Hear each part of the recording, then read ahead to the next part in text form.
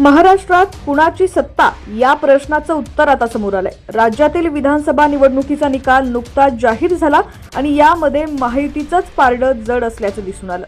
सत्तेच्या चाव्या एकमतानं महायुतीकडेच असल्याचं स्पष्ट होत असलं तरीही मुख्यमंत्रीपदी कुणाच्या नावाला पसंती दिली जाणार, इथपासून राज्यात सत्ता स्थापना आणि मुख्यमंत्र्यांचा शपथविधी नेमका केव्हा पार पडणार याविषयीच्या प्रश्नांना सातत्यानं वाव मिळताना दिसला।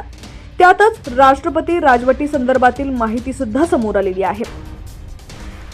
26 नोव्हेंबरपूर्वी नवं सरकार अस्तित्वात येणं किंवा नवीन मुख्यमंत्र्यांचा शपथविधी होणं बंधनकारक नाही अशी माहिती विधिमंडळातील सूत्रांनी दिली आहे। विद्यमान विधानसभेची मुदत 26 तारखेला संपत असल्यानं राज्यात मध्यरात्री 12 नंतर राष्ट्रपती राजवट लागेल ही धारणा चुकीची असल्याचंही सूत्रांनी स्पष्ट केलंय।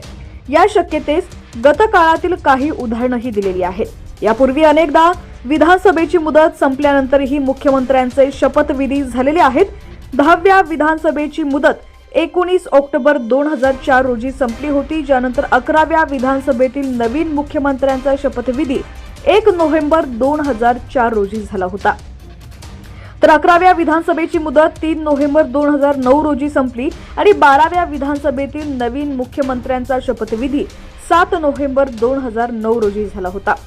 पुढे 12व्या विधानसभेची मुदत 8 नोव्हेंबर 2014 रोजी संपली। त्यानंतर 13व्या विधानसभेतील नवीन मुख्यमंत्र्यांचा शपथविधी 31 ऑक्टोबर 2014 रोजी झाला होता। थोडक्यात राज्यात सरकार स्थापन होण्यास वेळ घेतला जात असल्याची माहिती समोर येते, ज्यामुळे 26 तारखेपूर्वीच नवीन सरकार अस्तित्वात आलं पाहिजे असे कोणतेही संविधानिक बंधन नाही अशी माहिती सूत्रांनी दिलेली आहे।